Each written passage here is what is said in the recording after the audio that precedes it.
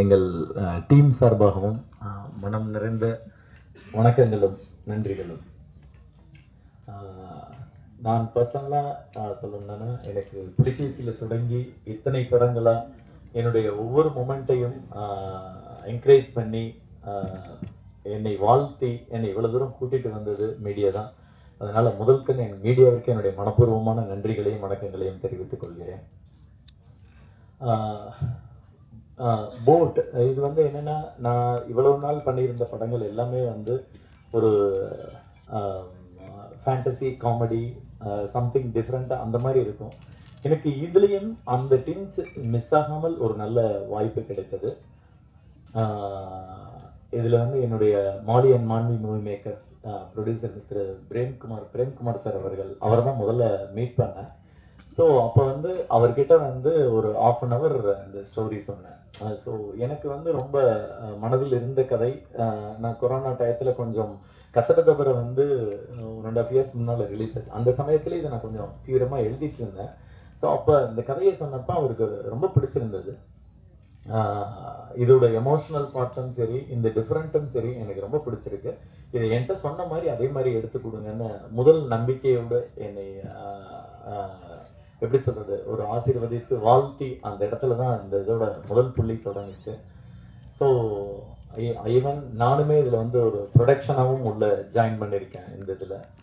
அதுக்கப்புறம் வந்து இந்த கதையை வந்து சரி ஹீரோவாக யார் பெட்டராக இருக்கும் அப்படிங்கும்போது திரு யோகி பாபு அவர்களோட தான் நான் ஏற்கனவே பேசிகிட்டு இருந்ததும். ஸோ அவரையுமே ஒரு முறை வந்து நான் அந்த மாதிரி கதையை சொல்கிறேன்னு அவர்கிட்டையும் ஒரு சின்ன அளவு தான் சொன்னேன். அவருக்கு ரொம்ப பிடிச்சிருந்தது. சார் இதை நான் கண்டிப்பாக நம்ம பண்ணுவோம், இதுக்கு என்னவோ அதை நீங்கள் ப்ராசஸ் பண்ண. ஸோ அதன் பிறகு வந்து எல்லாமே கடன் நடந்தது. முக்கியமாக வந்து இன்னைக்கு வரல சிலர், பட் அதை தாண்டி இதில் எம்எஸ் பாஸ்கர் சார், அப்புறம் சின்னி சார், கௌரி வந்து ஒரு முக்கியமான ஹீரோயினாகவும் ப்ளஸ் வந்து ஒரு முக்கியமான கேரக்டர் ரொம்ப அழுத்தமானதாக இருக்கும். ப்ளஸ் வந்து மதுமிதா, சாம்ஸு, அக்ஷத், சாரா, அப்புறம் வந்து இந்த ஒரு பிரிட்டிஷ்காரருக்கு வந்து ஜெர்மன் மிஸ்டர் ஜெஸ்ஸி அப்படின்னு சொல்லி அவரை கொஞ்சம் காண்டாக்ட் பண்ணி அவர் உள்ளே வந்தார். அப்புறம் பாட்டி கேரக்டருக்கு வந்து கொல்லப்புலி லீலா, அவங்க வந்து அப்படி ஒரு அற்புதமான ஆர்டிஸ்ட். அவங்க வயசுக்கு அவ்வளோ டெடிக்கேட்டடாக ஒர்க் பண்ணுவாங்க. ஸோ இப்படி மாதிரி என்ன ஆர்டிஸ்ட்டுகள் எல்லாருமே ஒரு பக்கம் சேர்ந்தோம்.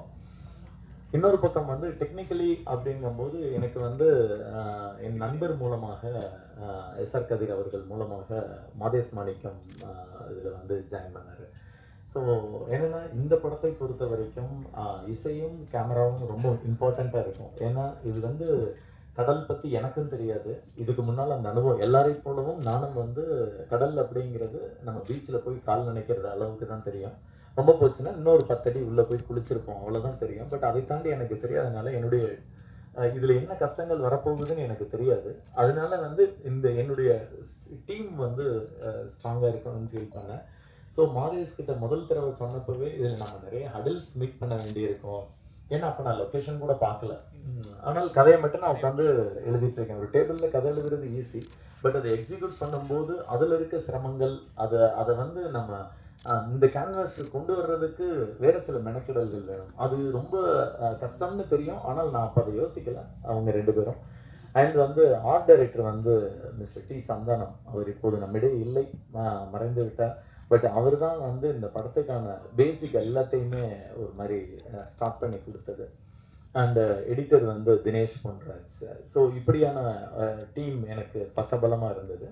ஸோ அதுக்கு பிறகு வந்து ஒரு கட்டத்தில் வந்து இந்த கதை எல்லாத்தையுமே முடிச்சால் வந்து என்னென்ன கதைப்படி வந்து 3 நாள் வந்து அந்த போட் வந்து உள்ள கடலில் இருக்குது. ஸோ அப்போ வந்து காஸ்டியூமுக்கு வந்து விலையே இல்லை, எல்லாருக்கும் சிங்கிள் காஸ்டியூம். அதை தான் நாங்கள் 2ஆ 3ஆ பண்ணி அதெல்லாமே தொஞ்சு போச்சு. அந்தளவுக்கு வந்து ஆர்டிஸ்டோட கஷ்டம் அவ்வளவு இருக்குது இதில். ஸோ ஒரு கட்டத்தில் வந்து ஸ்கிரிப்டை அடாப்ட் பண்ணிவிட்டு இதை கொண்டு போகணும்னப்போ 1943 வந்து இதை பிளேஸை செட் பண்ணியிருந்தோம். ஏன்னா பொதுவாகவே ஹிஸ்ட்ரியில் நம்மளுடைய விஷயங்கள் எல்லாமே மறைக்கப்படுது அப்படிங்கிற ஒரு ஆதங்கம் எனக்கு உண்டு. சுதந்திர போராட்டத்தை பொறுத்த வரைக்கும் வந்து மும்பையையும் டெல்லியையும் சொல்கிற அளவுக்கு வந்து சென்னையும் கல்கத்தாவையும் அவங்க வந்து கண்டுக்கிறது இல்லை. பட் பரவாயில்ல, நம்மளுடைய ஹிஸ்ட்ரியை என்னன்னு பார்ப்போம் அப்படிங்கும்போது, அதுவும் குறிப்பாக வந்து செகண்ட் வேர்ல்டு வார் எடுத்துட்டோம்னா 1943 ஒட்டி நம்ம வந்து அந்த செகண்ட் வேர்ல்டு வாரில் இப்போ ஈவன் எடுத்த இங்கிலீஷ் ஃபிலிம்ஸ் எல்லாமே கூட நான் சொல்கிறது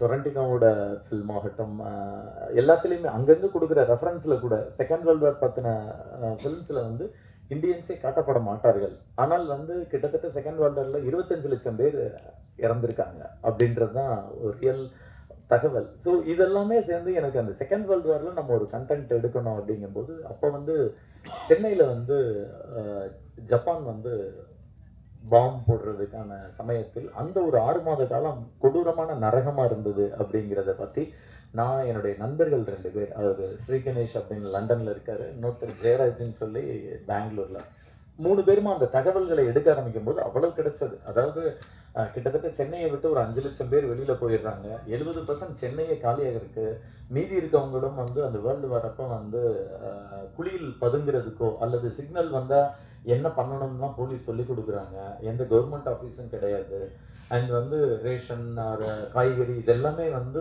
ஓப்பன் கிரவுண்டில் வச்சு வியாபாரம் பண்ணுற மாதிரியான அந்த அளவுக்கு அதில் வந்து டிஃபிகல்ட்டிஸ் இருந்தது. ஸோ இதெல்லாம் ஒரு மாதிரி அனலைஸ் பண்ணிவிட்டு இதை பண்ணலாம் அப்படிங்கும்போது அந்த சமயத்தில் இருந்த போட் வந்து துடுப்பு போட், அது 80களுக்கு பிறகே நம்ம வந்து துடுப்பு போட்டு கிடையாது. ஸோ அந்த போட்டை வந்து சந்தானம் சார் தான் வந்து கிரியேட் பண்ணாங்க, எல்லா இடத்துலையும் தேடி கடைசியில் கேரளாவில் வந்து வல்லம் போட்டுன்றது கிடைச்சது.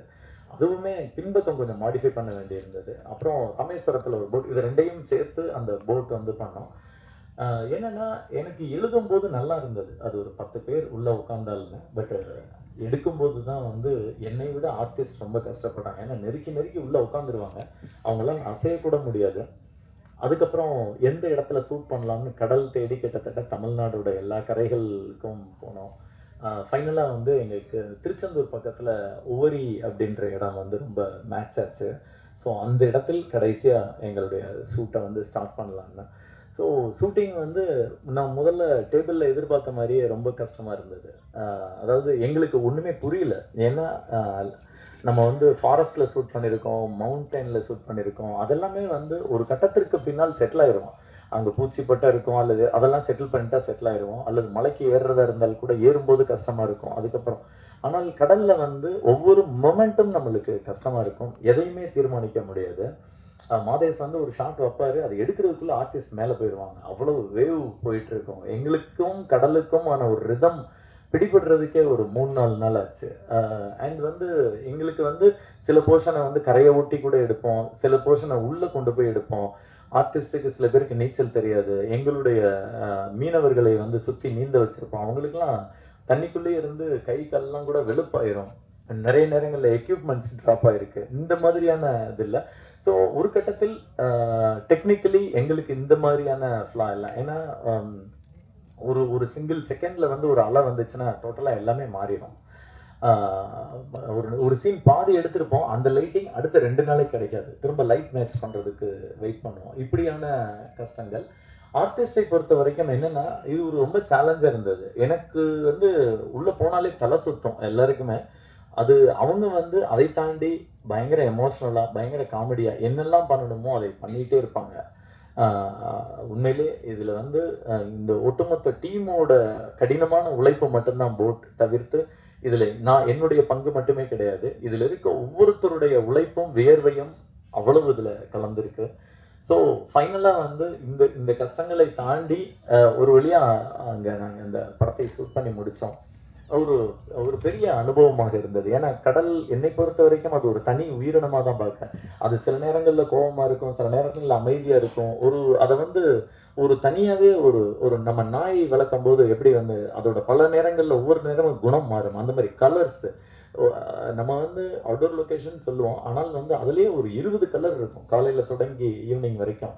ஸோ இதெல்லாம் முடிஞ்ச அளவுக்கு நாங்கள் என்னெல்லாம் சந்தித்தோமோ, எங்கள் எக்ஸ்பீரியன்ஸ் என்னெல்லாம் இருந்ததோ அதெல்லாமே கேப்சர் பண்ணி ஒரு ஃபில்மாக நாங்கள் வந்து கொண்டு வந்திருக்கோம். கண்டிப்பாக இந்த படம் வந்து சுவாரஸ்யமாக அந்த எல்லா விதத்திலும் உங்களை சாட்டிஸ்ஃபைட் பண்ணுற மாதிரி இருக்கும் அப்படின்னு நாங்கள் நம்புகிறோம்.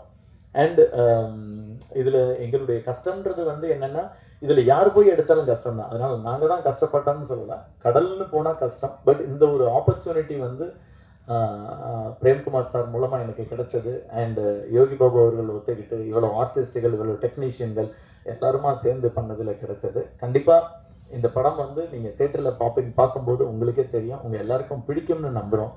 ஸோ எங்கள் டீமுக்கும் சரி, எங்கள் எல்லாருக்கும் சரி, உங்களுடைய we need your love and support. Thank you so much.